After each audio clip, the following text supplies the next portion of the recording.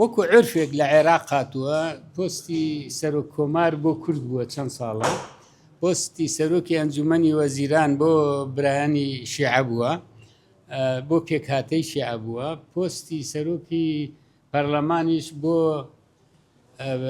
برایانی سوننە بووە، سەرۆکی ئەنجومەنی وەزیرانیش بۆ برادەرانی پێکهاتەی شیعە بووە.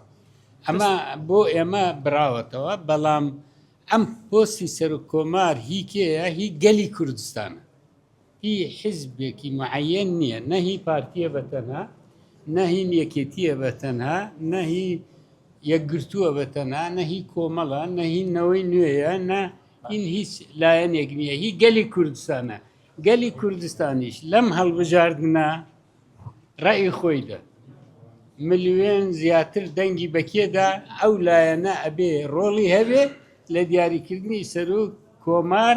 ئەو جاش ئەو لایەنە بە کام لایەنێدا، بە کەسێکی بێلایەنێدا خۆی ئەیکات، ئەبێ ڕێز لەو بۆچوونە بگیرێتن، نابێت بڵێن ئەمە ئللا هین منە و